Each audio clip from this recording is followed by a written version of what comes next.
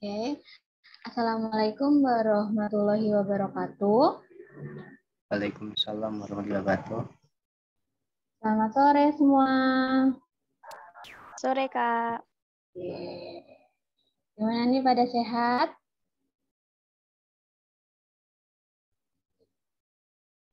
Alhamdulillah sehat, Kak. Alhamdulillah ya, sehat. Kakak izin share ya. Share screen. Gimana nih line 2004-2003 masih aman? Udah mulai nyerah, Kak. Aku nyerah dengan hidup ini. Masih aman? Ini kakak share screen kelihatan nggak? Kelihatan nggak? Nah, setelah kakak hitung nih adik-adik, ternyata UTBK itu kurang lebih nih H-88 gitu. Nah, gimana nih melihat angka ini, kalian tenang aja atau mulai ada keresahan atau emang udah resah dari kemarin-kemarin?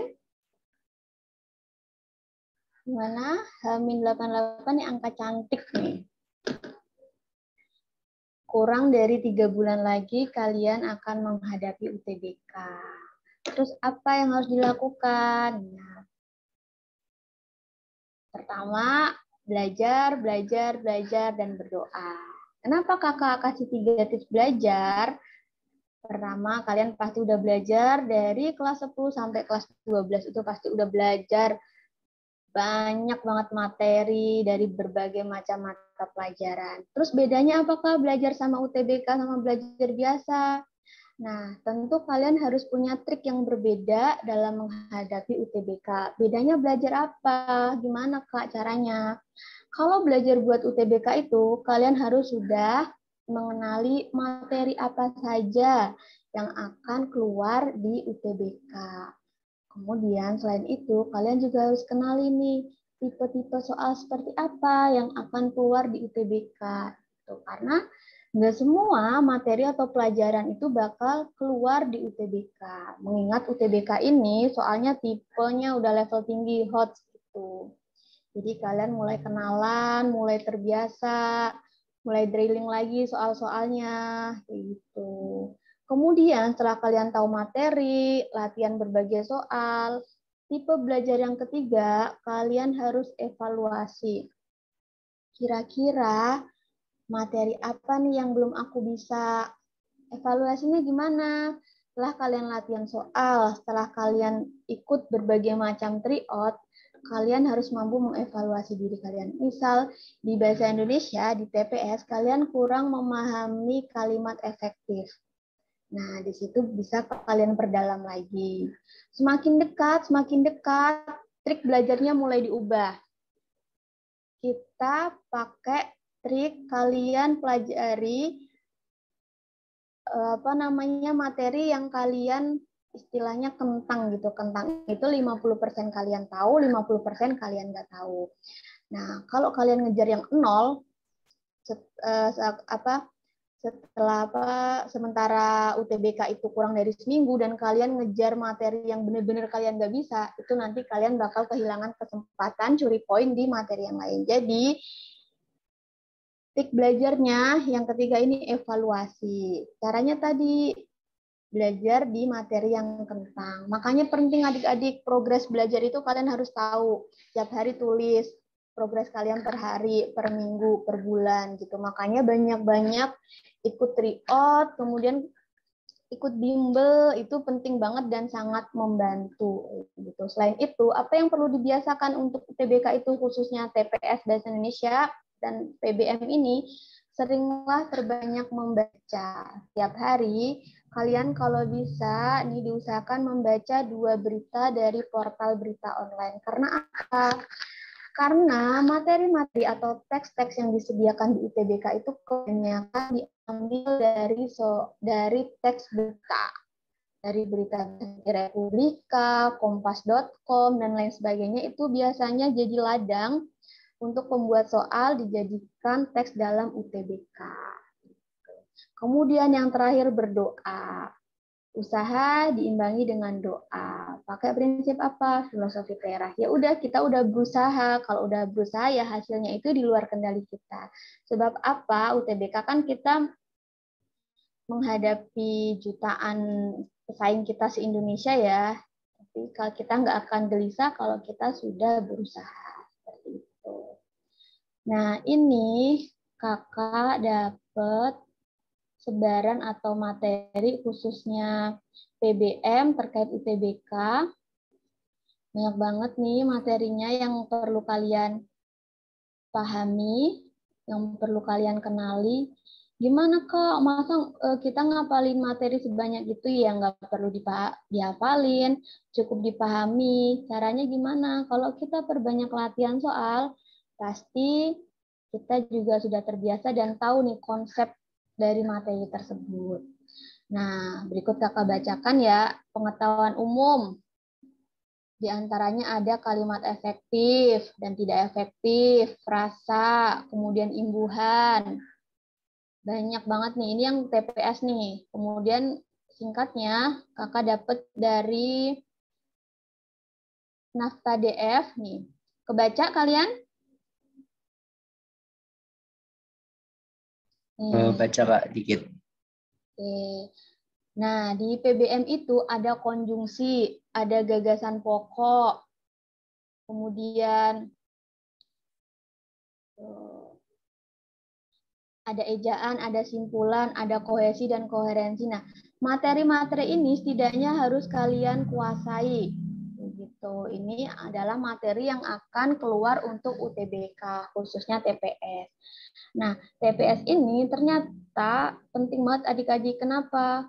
Karena dari isu tahun kemarin atau 2 tahun yang lalu, ada isu katanya nilai UTBK diambil dari nilai TPS. Sehingga kalian harus banyak berlatih soal-soal TPS.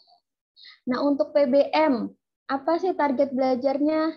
Yang pertama, kalian harus banget nih menguasai PUEBI. PUEBI di dalamnya ada apa? Ada ejaan, ada penulisan huruf kapital, kemudian ada huruf miring dan tanda baca.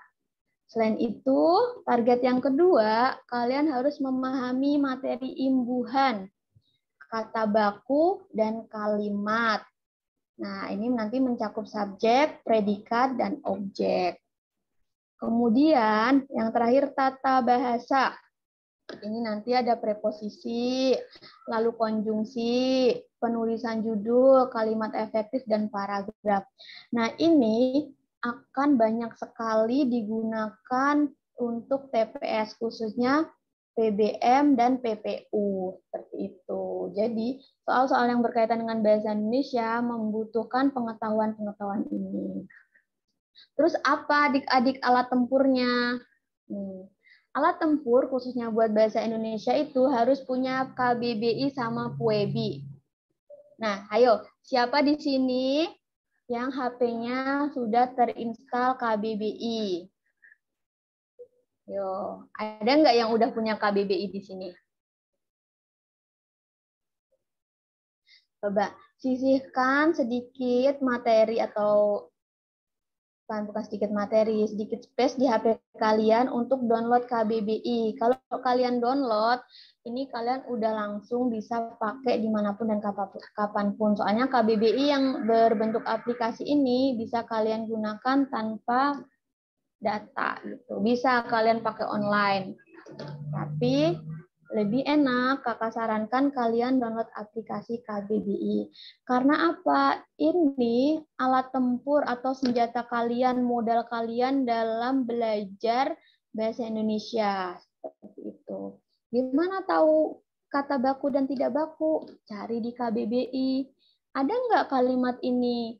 Biasanya banyak nih soal-soal yang mengecoh, khususnya bahasa Indonesia di PBM itu. Sebenarnya kita benar kok soalin kata ini, sering dengar kok, tapi ternyata kata itu nggak ada di KBBI. Jangan sampai kita kepleset nih karena hal-hal kecil seperti itu.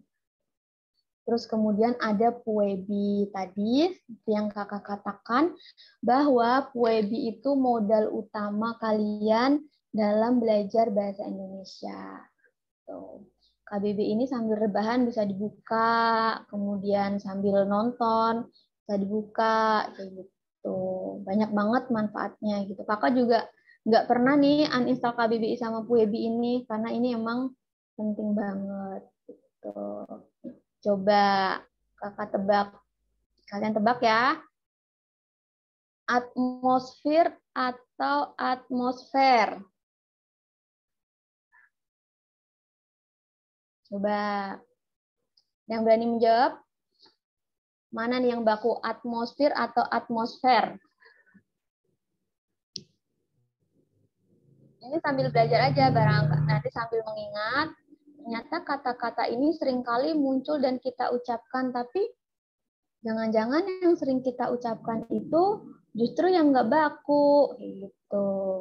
Oke. Kata Devi atmosfer. Siapa lagi nih? Ada yang jawab lagi? Misalkan kalau bisa on mic aja ya, jangan lewat chat. Ya. Biar ada interaksinya. Betul. Atmosfer, Kak. Oke, Atmosfer. betul. Atmosfer. Kemudian, bus apa bis? Bus. Oke, betul. Mantap nih. Udah siap banget nih. Analisis atau analisa? Analisis. Oke, keren. Azan atau azan? Yang pakai D atau nggak pakai D?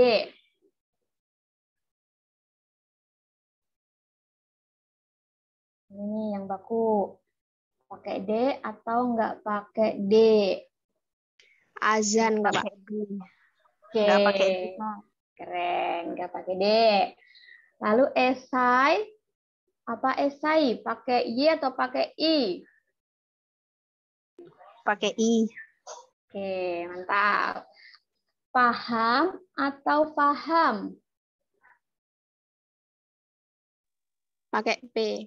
Oke, keren. Katolik atau Katolik? Pakai hang apa nggak pakai H? Nggak pakai H. Oke. Kaos atau kaus?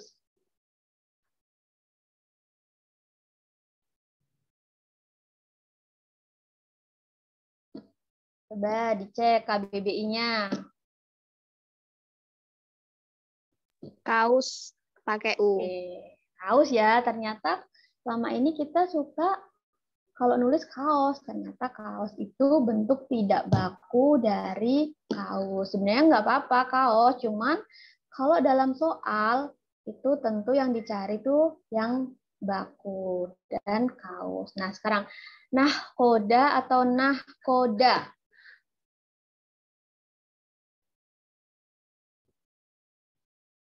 Nahkoda ya, Kak? Yang mana? Pakai K atau nggak pakai K? Nggak pakai. Yang mana? Kanan, kanan. Oke, yang kanan.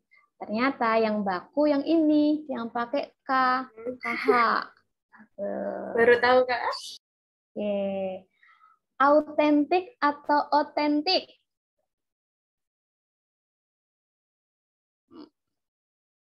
Autentik.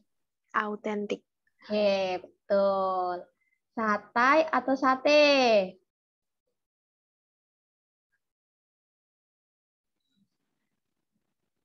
Gimana?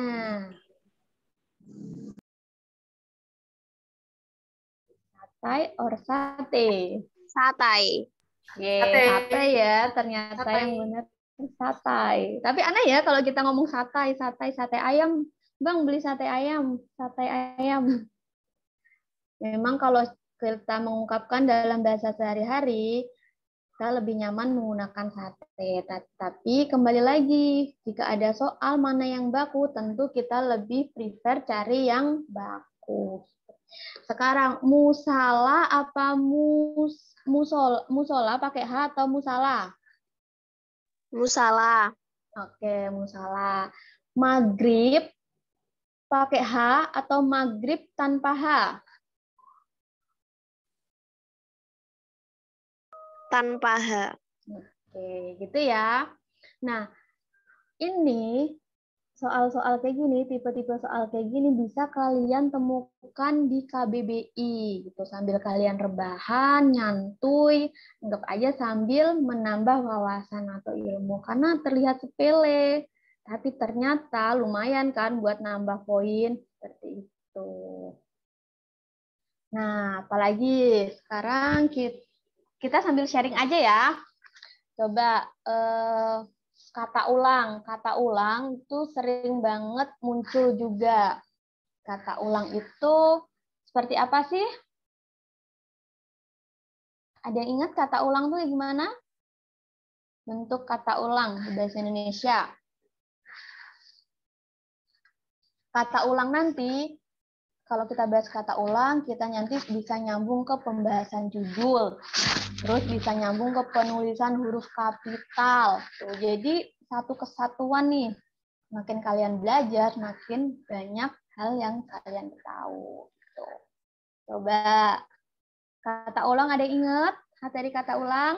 Sambil kita review nih, belajar kalian kemarin. Dari namanya aja deh, kata ulang.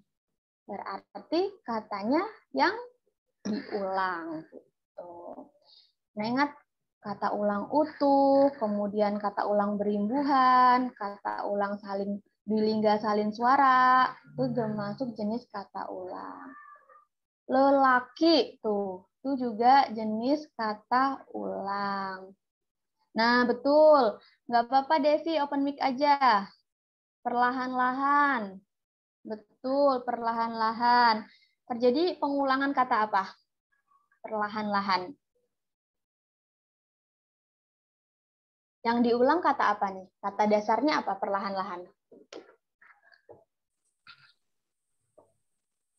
Tadi kan kata ulang, pengulangan kata perlahan-lahan terjadi pengulangan pada kata lahan, tapi dapat imbuhan. Perlahan-lahan dapat imbuhan per. Nah, kira-kira adik-adik, kata dasarnya perlahan-lahan kan kata dasarnya lahan nih. Nah, lahan itu artinya apa sih?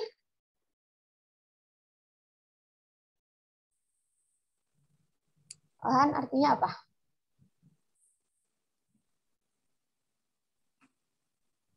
Nah, lahan itu artinya tempat tanah lapang yang bisa ditanami. Sebagainya. Pokoknya tanah lapang itu artinya lahan. Tuh. Tapi beda lagi nih, kalau ternyata terjadi pengulangan perlahan-lahan, itu beda arti nggak? Apa artinya masih ladang, masih tempat yang lapang? Berubah. Nah, itu nanti di UTBK juga muncul kayak gitu, perubahan makna. Jadi dari lahan yang artinya tanah lapang dapat imbuhan per dan terjadi pengulangan jadinya perlahan-lahan. Beda arti kan tadi? Artinya apa? Pelan-pelan, melakukan kegiatan atau suatu hal dengan pelan-pelan. Tuh. Misal, anak itu kan dengan rentang usia berapa gitu. Tapi kalau terjadi pengulangan anak-anak, beda arti enggak? Beda. Beda artinya terletak di apa? Menyatakan lebih dari satu. Nah, betul. Seperti itu. Nah, apalagi nih pengulangan? Jadi ada contohnya anak-anak. Kupu-kupu itu juga termasuk pengulangan. Pengulangan apa, Kak? Pengulangan utuh. Sederhananya, pengulangan utuh pokoknya kata yang diulangnya 2 kali. Tidak ada penambahan awalan maupun akhiran. Itu disebut pengulangan utuh. Terus sayur mayur itu juga termasuk jenis kata ulang. Kata ulang dwilingga salin suara. Sesama itu juga kata ulang. Lelaki itu juga termasuk kata ulang. Gitu. Jadi sebuah kata kalau terjadi pengulangan itu bisa mengakibatkan perubahan arti maupun perubahan jumlah. Gitu. Betul. Nah, coba sekarang kita bahas ini deh. Penulisan judul. Nah, biasanya kalau nulis judul gimana sih kalian? Kapital Ambil ingat. per kata. Kecuali Kapital per konjungsi. kata. Kecuali konjungsi. Nah, konjungsi ada apa aja? Dan atau. Slide-nya kok nggak geser ya, Kak? Apa? Intra kalimat sama antar. Ya, betul. Konjungsi ada intrakalimat dan antar kalimat. Nah, nih, kakak punya catatan terkait konjungsi. Tapi kita lagi bahas terkait penulisan judul. Tadi nyambung sama kata ulang ya. Tadi udah ada yang jawab, konjungsi itu ada intrakalimat dan antar kalimat. Nah, biasanya konjungsi yang muncul untuk judul itu biasanya itu ada yang, dan, atau. Nah, tadi ada yang jawab, kalau muncul konjungsi itu di judul, tidak ditulis kapital. Betul. Tapi apakah hanya konjungsi saja yang nggak boleh ditulis kapital di judul?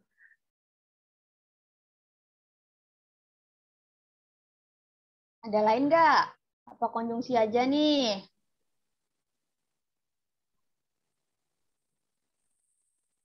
Yo, kalau konjungsi emang nggak boleh. Tapi selain konjungsi ternyata ada lagi loh. Banyak ternyata ada beberapa. Nih, siapa nih yang chat nih?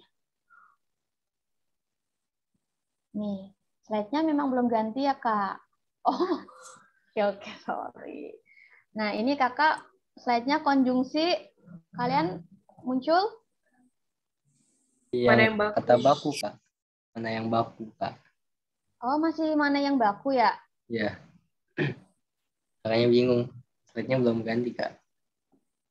Oke. Bentar.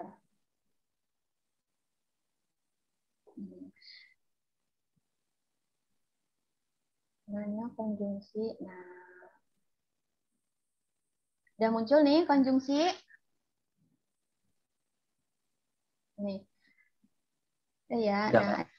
adik-adik seperti yang kakak bilang tadi, kalau materi itu saling berkesinambungan gitu. Jadi tadi kita bahas kata ulang, terus kita bahas konjungsi, terus kita bahas penulisan judul. Jadi nggak apa-apa ya kalau kita sambil review aja gitu. Kalau misal kalian dapat ilmu baru, silahkan ditulis gitu.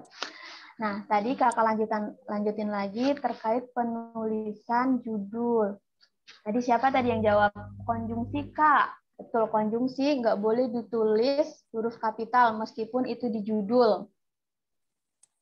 Nah, konjungsi yang sering muncul di judul itu ada dan, yang, atau. Itu nggak boleh ditulis kapital. Tapi pertanyaannya, apakah benar hanya konjungsi saja, Kak, yang tidak boleh ditulis kapital di judul?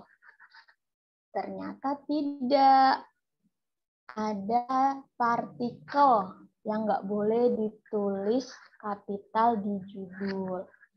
Partikelnya apa aja? Masih ingat partikel ada apa aja?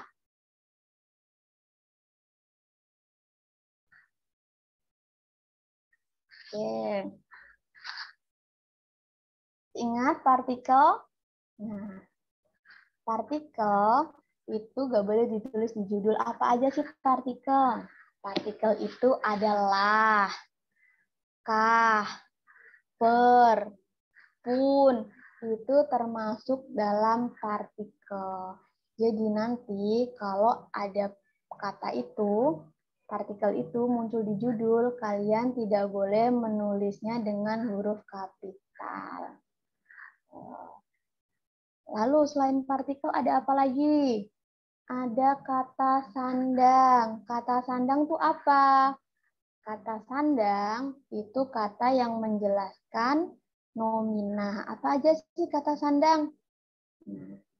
Para, kaum, si, sang. Itu termasuk jenis kata sandang. Contoh kata sandang ada 4.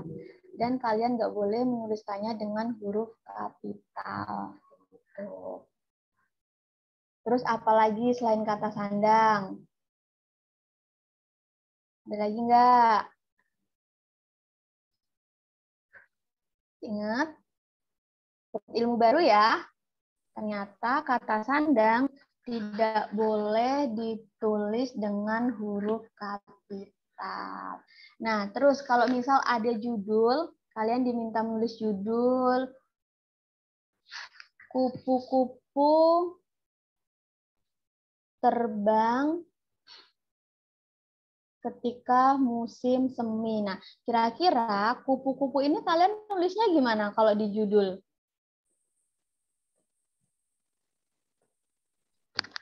Gimana? Ya, penulisan judul nih, misal, Kakak. Sini aja ya. Nanti Kakak hapus. Kupu-kupu.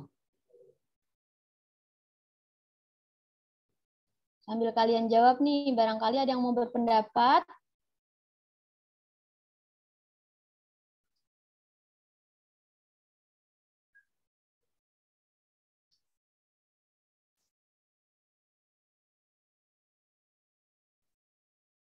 Nah, kira-kira penulisan kayak gini udah benar belum?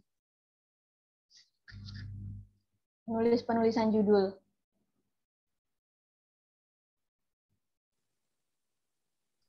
Sekilas sudah benar belum? Betul. Oke. Ternyata penulisan judul seperti ini salah. Salahnya di mana? Nah, salahnya terletak pada kata ulang ini. Jadi, kenapa kok bisa salah? Ini kan termasuk dalam kata ulang utuh.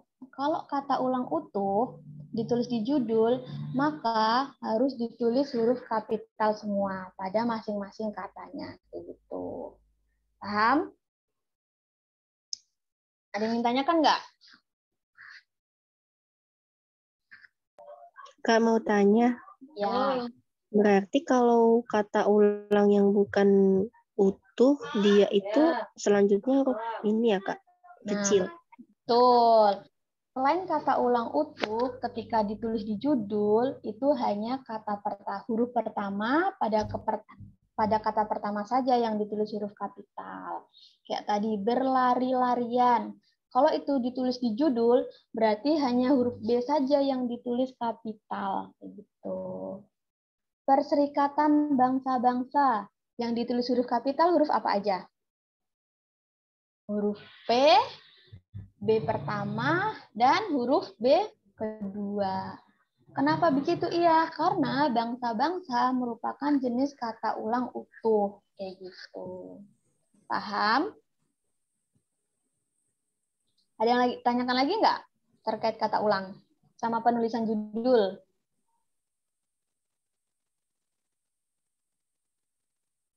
Nah, kalau iPhone ditulis I-nya ditulis kapital atau biasa kalau di judul?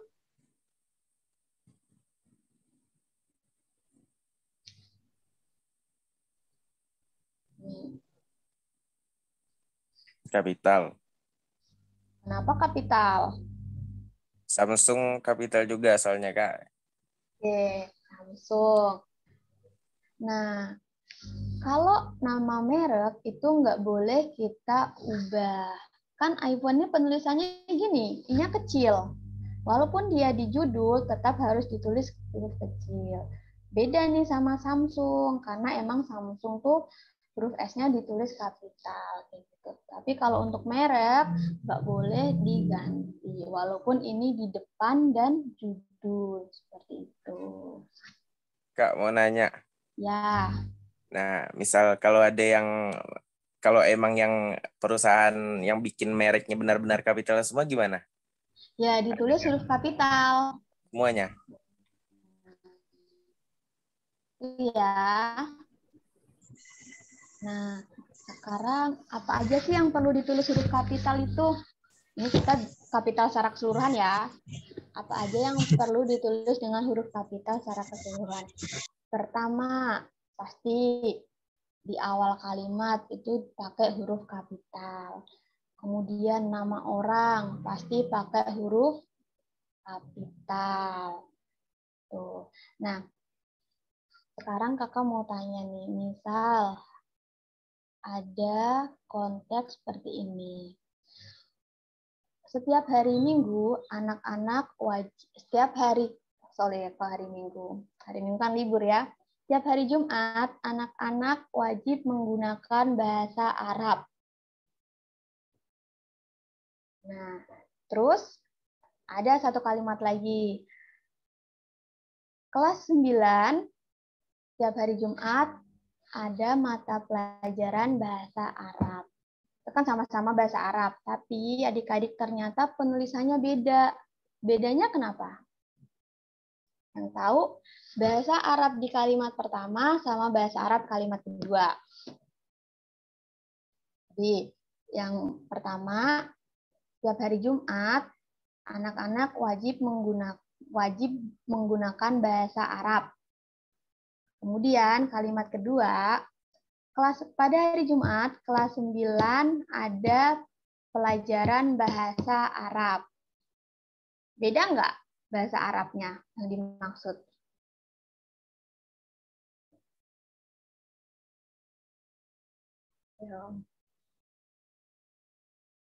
Jadi, penulisan huruf kapital pada bahasa itu, kalau bahasa merujuk pada suatu bahasa yang digunakan untuk berkomunikasi, itu bahasanya ditulis huruf biasa. Pasti Arabnya ditulis huruf kapital. Tapi kalau bahasa merujuk ke mata pelajaran, itu B-nya ditulis kapital dan A-nya ditulis kapital. Jadi nanti kalau ada suatu tes, kemudian konteksnya seperti itu, yang satu konteksnya bahasa yang digunakan untuk berkomunikasi dan ditulis huruf kapital, kalian harus memperbaikinya bahasanya pakai huruf biasa. Tapi kalau ada teks, konteks bahasanya itu mata pelajaran, dan ditulis huruf kapital, berarti itu penulisannya sudah tepat. Seperti itu. Ada yang ingin tanyakan? Izin bertanya, Kak. Nah, kalau misalkan hari Jumat itu, misalkan pergi di hari Jumat. Hari Jumat itu nggak ada yang kapital. Nah, penulisan nama hari itu ditulis kapital. Nama hari, nama bulan, itu ditulis huruf kapital. Nama tahun, kemudian apalagi agama itu ditulis huruf kapital. Gitu. Pada hari Jumat, berarti yang ditulis huruf kapital mana? Huruf J-nya. Seperti itu. Paham ya? Paham, Kak. Makasih. Nah, kalau pada hari Jumatnya itu di awal kalimat, pasti huruf P-nya pakai huruf kapital. Pokoknya kalau di awal kalimat itu wajib hukumnya ditulis pakai huruf kapital apapun itu. Gitu. Ingin tanyakan? Terus apalagi nih yang ditulis huruf kapital? Peristiwa sejarah. Tuh. Peristiwa sejarah ditulis huruf kapital. Contohnya apa? Perang Dunia II. Itu P-nya ditulis kapital, D-nya ditulis kapital, dan 2 biasanya pakai Romawi ya. Gitu. Kemudian apalagi? Konferensi Asia Afrika. Itu peristiwa sejarah kan? Hanya ditulis kapital, A-nya ditulis kapital, dan A Afrika ditulis kapital. Gitu. Jadi tadi ada apa yang tulis kapital? Termasuk nama-nama itu ditulis kapital. Lalu peristiwa sejarah, sama tadi sebelum ini kakak apa? Lupa nih. Bahasa, nama bahasa gitu. Tapi bahasanya, konteksnya yang ditulis kapital semua itu bahasa mata pelajaran seperti itu. Nah, kalau nama geografi itu juga ditulis huruf kapital. Misal, Devi pergi ke Danau Toba. Devi huruf D-nya tulis kapital, Pergi biasa, Danau Toba. Nih, kira-kira antara Danau Toba ini apa aja yang tulis huruf kapital?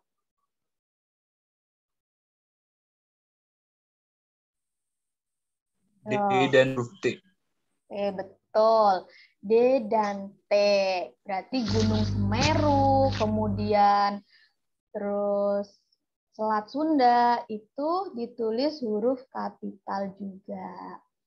Nah, kira-kira gimana kalau kita nulis jeruk Bali? Itu penulisannya gimana?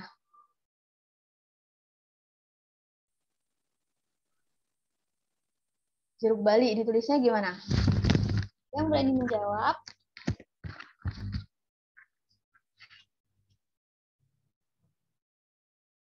Bali kan nama kota tuh. Apakah ditulis huruf kapital juga? Kalau nggak salah tuh Kak, kalau nama jenis gitu tuh nggak kapital Kak. Kayak ya pokoknya gitu, kecuali kayak di awal kalimat J-nya gede. Kalau dipakai biasa tuh dia kan nama jenis, jadi itu nggak kapital. Oke, dah. Betul banget, keren nih. Berarti kalau nama jenis nggak boleh ditulis huruf kapital. Apalagi sapaan, Pak, Bu, itu ditulis huruf kapital. Nama jabatan juga ditulis dengan huruf kapital. Nah, adik-adik ada yang tanyakan lagi nggak terkait huruf kapital? Baru kita bahas konjungsi ini. Ya, kita coba bahas konjungsi. Tadi benar bahwa konjungsi itu ada dua, yaitu konjungsi intrakalimat dan konjungsi antar kalimat. Nah, kalau konjungsi intrakalimat ini tidak boleh di awal kalimat. Apa aja sih macamnya? Ternyata banyak banget nih. Nah, ini biasanya tuh tipe soal di UTBK-nya ada teks. Ada teks, kemudian soalnya kayak gini. Penulisan konjungsi yang salah pada teks di atas terdapat pada kalimat. Otomatis kalian harus tahu nih konjungsinya tuh apa aja, konjungsi intrakalimat, apa aja konjungsi antar kalimat. Selain harus tahu, kalian juga harus tahu nih penulisannya gimana. Apakah boleh di awal kalimat, apakah didahului tanda koma, ataukah diikuti kata koma. Nah, konjungsi ini menurut kakak emang salah satu materi yang rada rumit. Artinya emang harus dihafalin dan dicermati kayak gitu. Nah, ini macam-macam konjungsi. Yang tadi konjungsi intrakalimat, diantaranya ini ada dan, serta juga. Fungsinya juga bermacam-macam. Nih, kalau dan, serta juga berfungsi untuk penambahan. Lalu kemudian ini fungsinya untuk melanjutkan, melainkan, tetapi, untuk pertentangan, ataupun untuk pemilihan. Nah, yang perlu digarisbawahi, konjungsi itu, konjungsi sehingga ini tidak boleh ditulis di awal kalimat. Jadi nanti kalau ada pertanyaan tentang konjungsi dan ada konjungsi sehingga, itu ditulis di awal kalimat, kalian patut curiga nih. Dan kalian harus menemukan kira-kira konjungsi apa yang tepat untuk menggantikan konjungsi sehingga. Gitu. Terus nih, banyak nih ada meskipun, walaupun, karena, umpama. Tuh. Lalu ada konjungsi antar kalimat.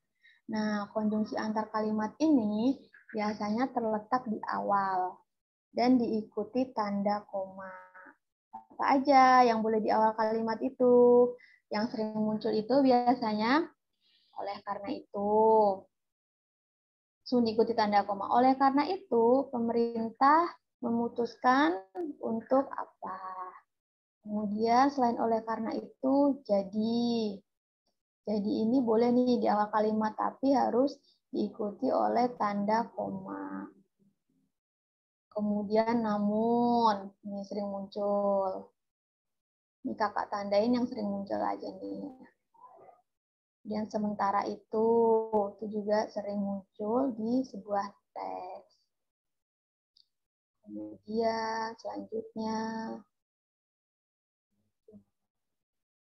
meskipun nah, ada konjungsi itu yang punya pasangannya.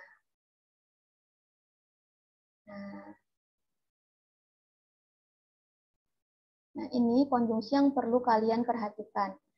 Jika ada kalimat, jika kemudian nanti ada konjungsi maka, berarti itu salah. Karena apa?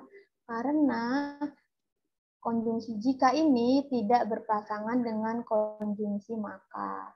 Nah, emang sih kalau ada kalimat terus kedua konjungsi ini digunakan, emang sekilas terlihat benar, nggak ada yang janggal gitu pas kita baca. Tapi ternyata itu bukan pasangannya. Tuh. Didahului tanda koma apa aja konjungsi yang didahului tanda koma? Ada konjungsi kecuali, sedangkan, tetapi. Maksud didahului tanda koma itu apa sih? Maksudnya sebelum konjungsi ini ada tanda komanya gitu. Coba kita lihat lagi. Nah, ini tadi konjungsi yang berpasangan. Nanti kalian jangan terkecoh. Misal, jika A maka B, itu kan ada itu tipe soal yang kayak gitu. Itu sekilas biasa dan benar gitu. Tapi kalau kita disuruh mencari konjungsi yang tepat, ternyata kalimat tersebut salah. Salahnya apa? Nah, pasangannya tuh bukan itu gitu. Ini nih pasangan konjungsi-konjungsi yang berpasangan. Tidak berpasangan dengan tetapi. Konjungsi hanya berpasangan dengan juga. Terus konjungsi bukan berpasangan dengan melainkan. Seperti itu. Nah, materi-materi itu, pemahaman-pemahaman ini yang perlu menjadi modal kalian dalam mengerjakan PBM dan PPU. Gitu. Jadi semakin kalian sering mengerjakan soal, semakin kalian tahu gitu. Mana aja sih konjungsi, kemudian mana sih kata baku. Emang harus drilling gitu. Makanya kalau bisa kalian aktif atau rajin mengikuti tryout gitu. Untuk apa? Ya untuk mengetahui sejauh mana perkembangan atau progres kalian gitu. Itu ya, ada yang ingin ditanyakan nggak? Ada yang ikut SNMPTN? Eligible ya sekarang tuh biasanya ya? Atau kalian fokus ke UTBK? Gimana nih? Hamin 88. Tuh. Nah, terus biasanya yang sering muncul juga itu singkatan. Itu juga sering muncul. Singkatan sama akronim. Oh, sering muncul. Bedanya apa sih singkatan sama akronim itu?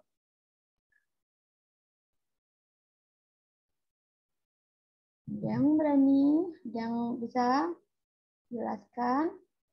Sebenarnya kalian ini udah bisa ya konsepnya, cuman ya memang harus rajin dan teliti lagi dalam mengerjakan soal. Karena itu kalau udah berhubungan sama tes, kadang tuh kita suka capek baca, kemudian kurang teliti, terus namanya bahasa ya, kadang bahasa formal, bahasa baku sama bahasa yang sering kita gunakan sehari-hari itu berbeda.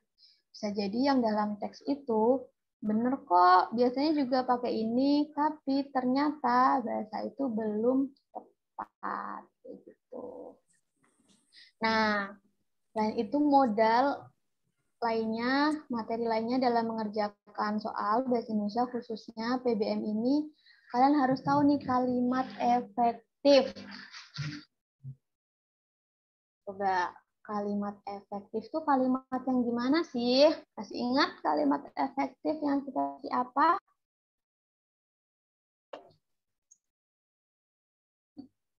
Apa aja nih syarat-syarat kalimat itu dikatakan efektif? Karena ternyata di sebuah teks itu panjang banget.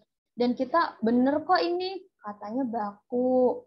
Terus nggak salah, tapi ternyata kalimat itu sangat menjebak. Banyak banget penyebabnya. Kalau kita nggak jeli, nggak teliti, oh ternyata kalimat ini nggak efektif. Di PBM muncul kalimat efektif, kemudian di PPU juga muncul kalimat efektif.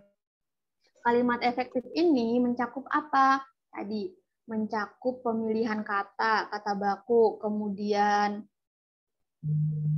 penulisan kapital, lalu kata ulang itu juga, kemudian pemborosan kata itu masuk dalam kategori kalimat efektif. Misal, tipe soalnya kayak gimana nih kalau kalimat efektif itu? Tergantung macam-macam. Ada yang tipe soalnya kayak gini. Ada sebuah teks, terus kemudian ada penulisan hari Jumat. Hari Jumat dengan huruf petik. Nah, kata Jumat itu di bold tuh, ditandai. Kalian disuruh menentukan nih, menurut kalian itu tuh perlu diperbaiki atau tidak diperbaiki? Kalau perlu diperbaiki, seperti apa perbaikannya? Kayak gitu. Mungkin penulisannya, penulisan kapitalnya, atau penggunaan tanda bacanya, kayak gitu. Nah, Jumat itu penulisannya gimana? Pakai tanda petik atau tidak pakai tanda petik? Jumat. Biasanya kita kalau nulis gimana? Pakai tanda petik atau enggak? Pakai. Hmm? Pakai. Pakai. Ternyata kalimat yang baku itu tidak pakai, kata yang baku itu tidak pakai tanda petik. Jadi nanti ternyata ada kalimat panjang, tulisannya udah bener nih huruf kapitalnya. Tapi kalian nggak jeli nih, atau mungkin nggak tahu nih kalau ternyata penulisan kata Jumat itu yang benar itu nggak pakai tanda petik. Wah, kalian bisa rugi 1 nomor gitu. Jadi emang sekali lagi kakak ulang bahwa materi itu saling berkaitan. Nah, kakak kita bahas dulu ya sedikit tentang kalimat efektif. Karena lagi sibuk apa nih? Sekolahnya udah ujian praktek belum? Apa lagi emang benar-benar fokus buat UTBK? Nah, ini adik-adik ciri-ciri dari kalimat efektif atau syarat dari kalimat itu efektif atau tidak. Yang pertama, wajib punya subjek dan predikat. Lalu kalimatnya juga harus logis atau tidak ambigu. Kemudian harus hemat penggunaannya, harus sejajar, terus menggunakan kata baku, tidak tumpang tindih, dan sesuai dengan KBBI. Nah, dalam materi kalimat efektif aja ini, kita tuh bisa belajar banyak. Belajar apa? Sesuai KBBI. Oh, kita bisa belajar tadi berkaitan sama yang nomor 5 ini, penggunaan kata baku juga. Nah, kata baku kan ada nih di KBBI. Tuh. Kemudian kita bisa belajar penulisan kalimat yang benar menggunakan paralel ini. Kata baku, kemudian kelogisan. Banyak banget di dalam satu materi ini berkaitan dengan materi yang lain. Subjek dan predikat. Nah, kira-kira kalian masih bingung? Udah bisa belum bedain cara mencari subjek, predikat, objek dalam sebuah kalimat? Nah, maksudnya kalimat harus memiliki subjek dan predikat itu apa? Di bahasa Indonesia, kalimat yang syarat kalimat itu pertama harus memiliki subjek dan predikat. Nah, kalau dulu kita tuh belajar dari SD ya, ibu membeli sayur. Tentu gampang banget nih, sederhana. Kita gampang nyarinya. Ibu subjek, membeli predikat dan objek sayur. Tapi pertanyaannya, apakah cukup sampai segitu pemahaman kita dalam mencari sebuah kalimat? Mencari peran dalam sebuah kalimat. Padahal kalimat di UTBK itu tentunya kalimat yang kompleks. Gimana sih cara nyarinya? Cara menentukan subjek mana, predikat mana? objek pelengkap yang mana, keterangan yang mana. Nah, ada tips atau trik dalam menentukan subjek. Triknya apa atau tipsnya? Trik bisa kalian lempar pertanyaan terhadap kalimat itu. Lempar pertanyaannya berupa kalimat tanya siapa dan apa. Kalau dalam kalimat itu ada jawabannya, berarti dia itu subjek. Misal, Ibu berbelanja ke pasar. Siapa yang berbelanja ke pasar? Jawabannya ibu, berarti subjeknya ibu, kayak gitu. Kemudian ini ada keanekaragaman membuat Indonesia unik. Pertanyaannya apa? Apa yang membuat Indonesia unik? Jawabannya keanekaragaman. Berarti keanekaragaman ini masuk dalam subjek. Terus objeknya apa? Predikatnya apa? Predikatnya ada membuat, seperti itu. Pokoknya cara melempar pertanyaan, cara mencari subjek atau predikat dengan cara kita lempar pertanyaan pada kalimat tersebut. Pertanyaannya apa? Pertanyaannya siapa atau apa? Nah nih kalimatnya rumit nih. King Kong, monster legendaris simbol periode awal kejayaan Hollywood, berasal dari Uni Soviet. Apa yang berasal dari Uni Soviet? King Kong. Berarti siapa? Subjeknya King Kong, seperti itu. Jadi banyak berlatih tentang kalimat. Gitu. Kemudian apalagi predikat. Nah, predikat ini dapat berupa kata kerja, kata benda, kata sifat, maupun frasa, adverbia, dan lain-lain kayak gitu. Nah, gimana caranya? Cara mencari predikat? Bisa kita lihat setelah subjek, biasanya itu predikat. Gimana cara mencarinya? Ya, kebanyakan itu predikat itu berupa kata kerja. Entah itu kalimatnya aktif maupun kalimatnya pasif. Itu. Setelah predikat apa? Setelah predikat ada yang namanya objek. Tapi belum tentu nih, belum tentu objek. Terkadang kita disuguhkan dengan pelengkap. Nah, objek sama pelengkap ini emang kadang suka membingungkan. Nanti kalian cara membedakannya, cara belajarnya, itu dengan mengubah kalimat aktif menjadi kalimat pasif. Nah, kalau objek itu, objek ini nanti ketika diubah jadi kalimat pasif, objek ini bisa berubah jadi subjek. Tapi kalau pelengkap ini nggak bisa berubahkan jadi subjek. Kayak gitu. Ini ditanyakan nggak? Frasa, kalian udah paham ya? Frasa adverbial. Nah, logis. Logis itu masuk akal atau tidak. Misalnya kalimat. Laki-laki itu terlihat seperti beruang. Ini tidak efektif. Kenapa? Karena tidak logis. Kenapa kok tidak logis? Dapat menimbulkan dua makna. Maksudnya dua makna gimana? Beruang ini dapat mengacu pada binatang, hewan bernama beruang, atau beruang kondisi memiliki banyak uang. Jadi perlu diperbaiki. Meskipun untuk bahasa kita sehari-hari ya ini benar gitu, nggak salah. Tapi berhubung ini untuk UTBK dan untuk sebuah kalimat, tentu perlu diperbaiki. Gimana perbaikannya? Penampilan laki-laki itu terlihat memiliki banyak uang, alias kayaknya orang kaya tuh, kayak gitu.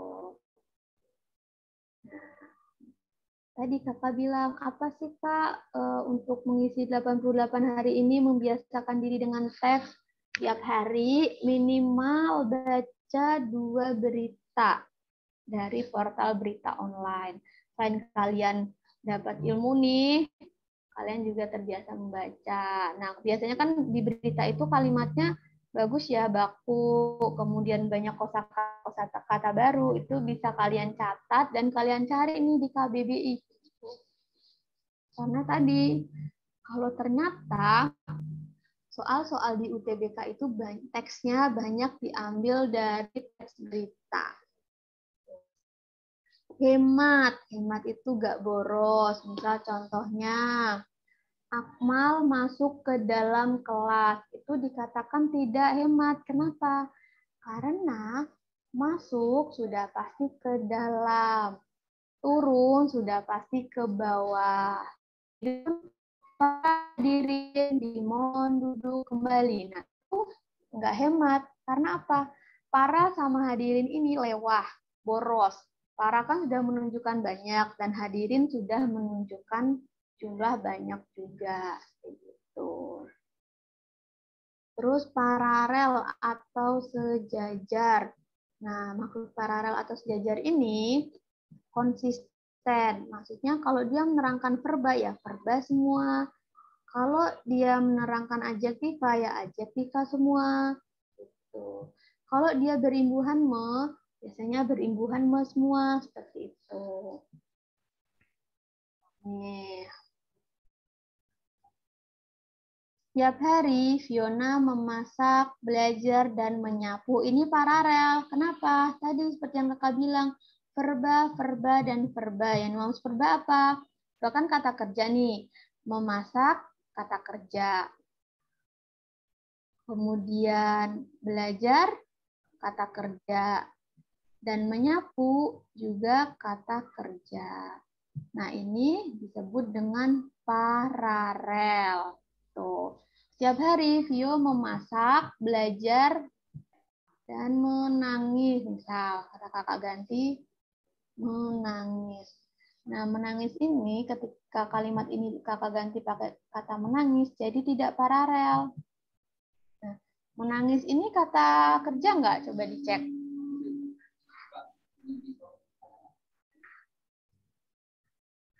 Bentar ya.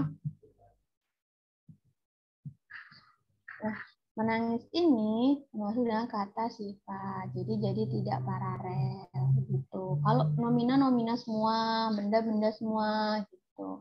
Cantik, pandai, ini kan adjektiva nih. Kemudian seorang bintang kelas ini nomina, berarti dia tidak paralel. Tuh. Mengobrol, menyontek, menangis tadi kata kerja ya. Apa salah? Kita ganti aja deh. Belajar, memasak, belajar, dan apa nih kata sifatnya nih? Ada yang mau ini kasih usulan kata? Tadi kakak lupa nih. Setiap hari Vio memasak, belajar, dan misal dia terlihat cantik. Ini jadi tidak paralel gitu ya. Pokoknya kalau ada koma-koma, misal verba semua, nomina semua, adjektif semua seperti itu. Gitu ya. Tadi kata baku sudah kita bahas. Tidak tumpang tindih ini tidak memiliki fungsi yang ganda. Gitu. Kita latihan soal ya. Kak, ini sampai jam berapa ya? Oke, kita latihan soal sebentar.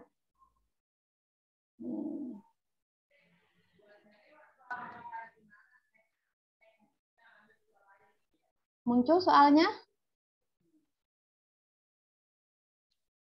Terlihat? Kelihatan nggak? Oke, nah, coba kalian baca dulu. Ini contoh soal-soal PBM.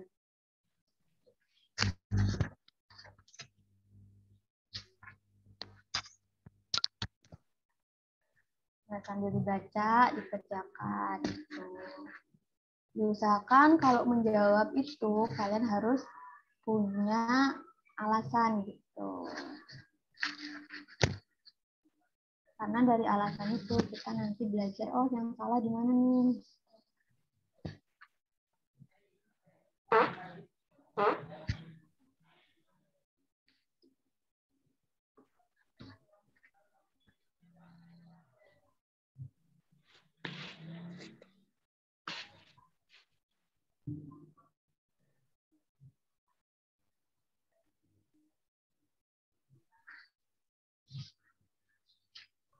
Kalian kerjakan dulu ya.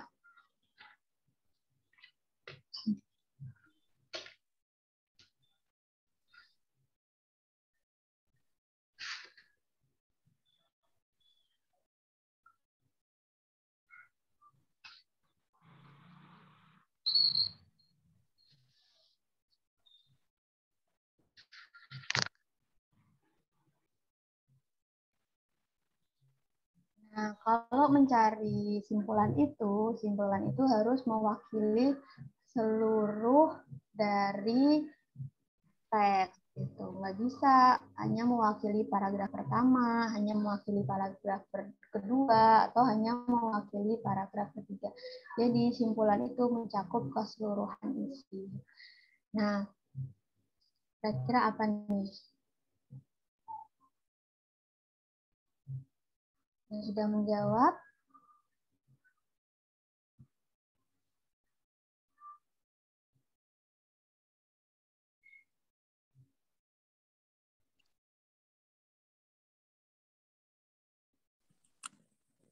Kak. Ya. Mana?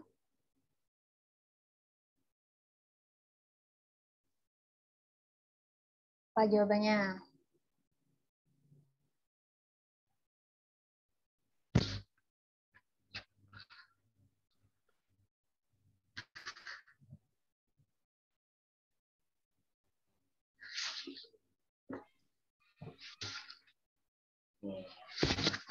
Jawab dulu apa jawabannya. Simpulan ini sering keluar kok di soal UTBK.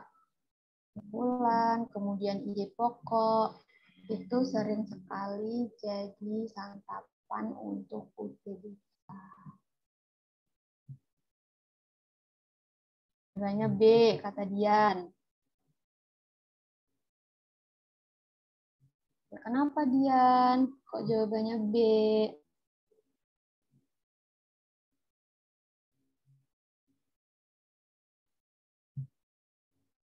Oke, seperti yang kakak bilang tadi, kalau simpulan itu harus mencakup semua isi dari teks. Nah, misal,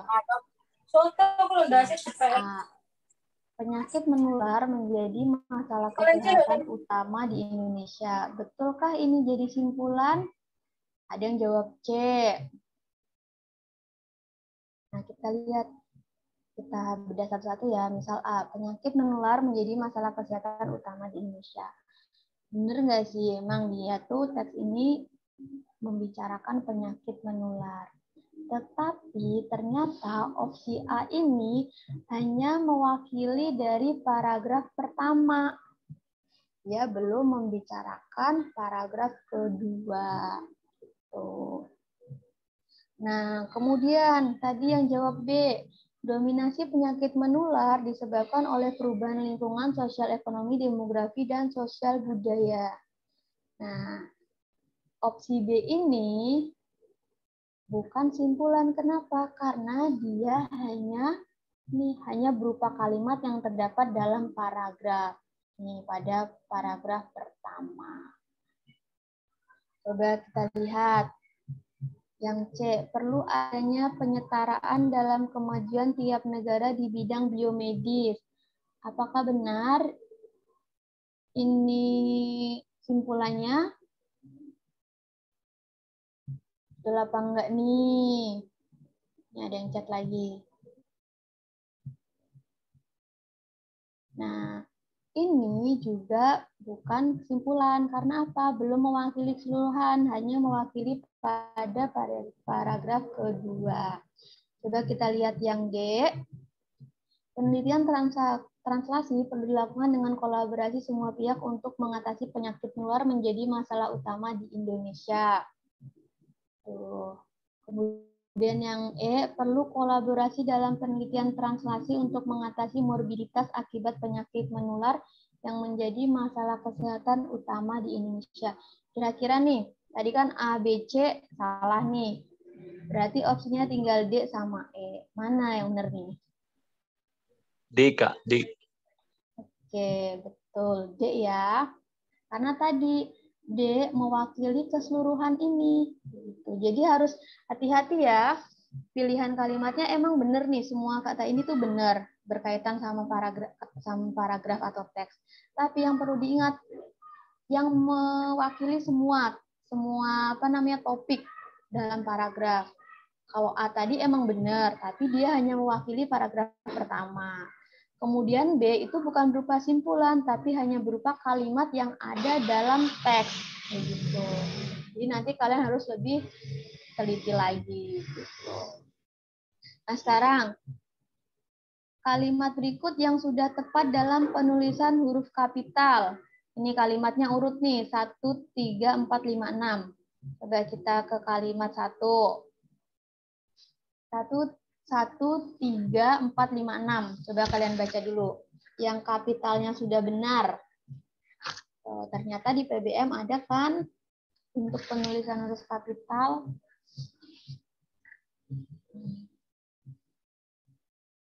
Nah, yang benar.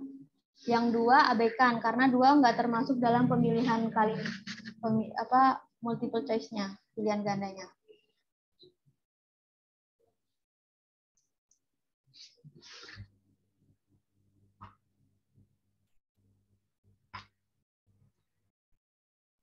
Nah.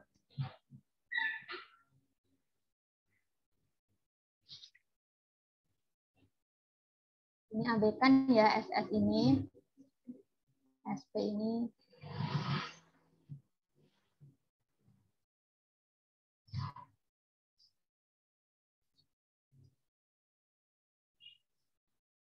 Ya, kira-kira yang benar penulisan kapitalnya yang mana?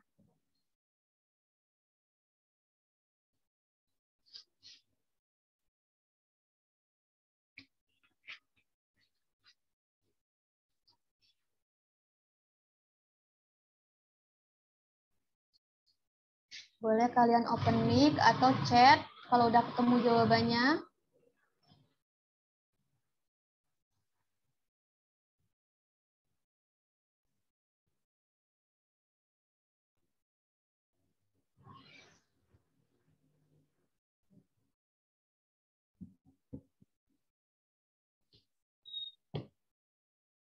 Adik-adik.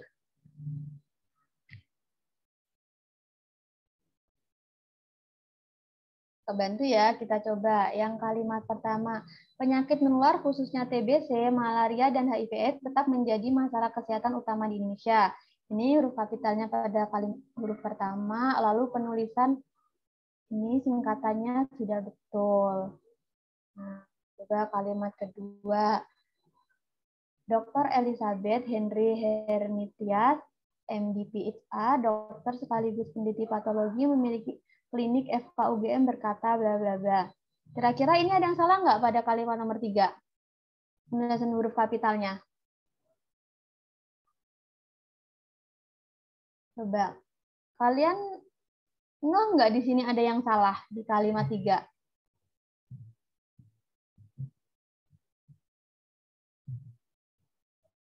Ada yang nggak? Nah, kalimat 3 ini kesalahannya di sini. DR.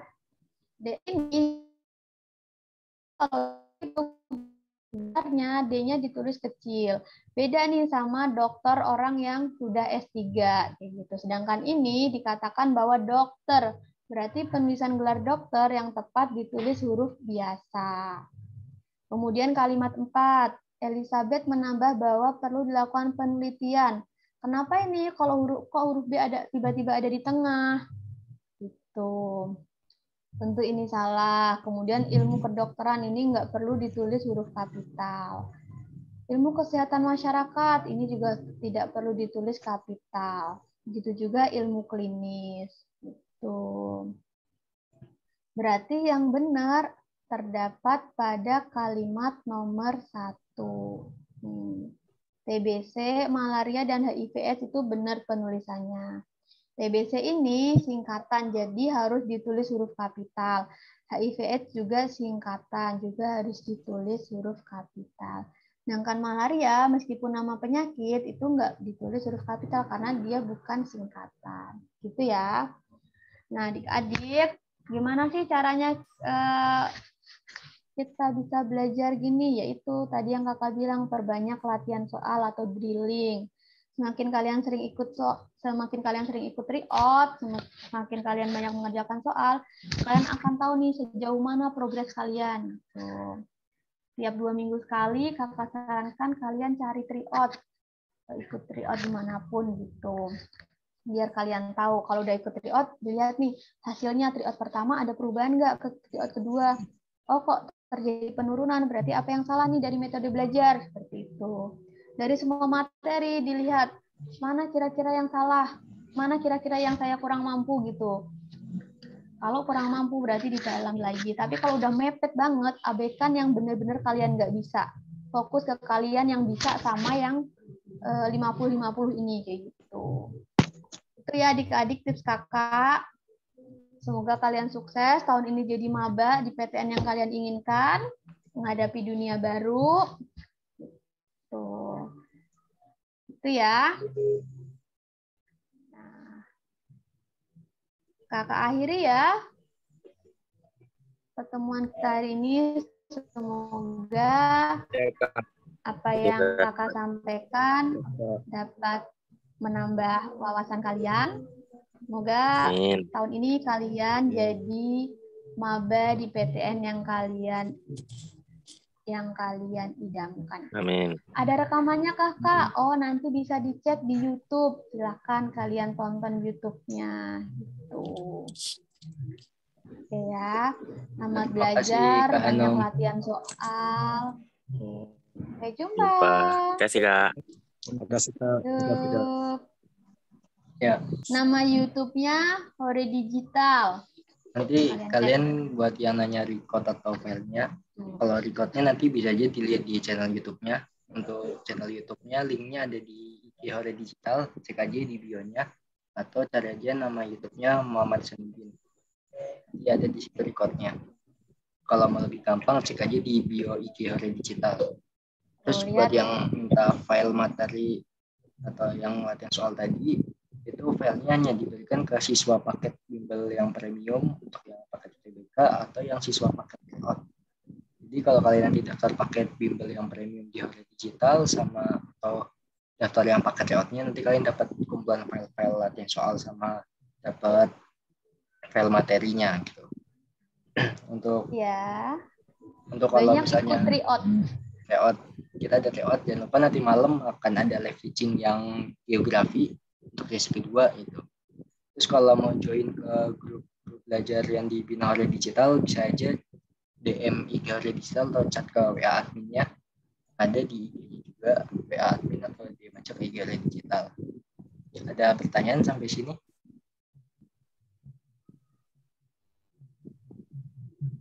Kalau tidak Kak, kakak akhiri. Nah aja, nanti jangan lupa dilihat recordnya di channel YouTube-nya ya. Terima kasih, mohon maaf apabila ada kekurangannya. Akhiri wabillahi taufiq wal hidayah. Wassalamualaikum warahmatullahi wabarakatuh. Waalaikumsalam warahmatullahi wabarakatuh. Terima kasih Kanum. Buat yang mau live silahkan live ya.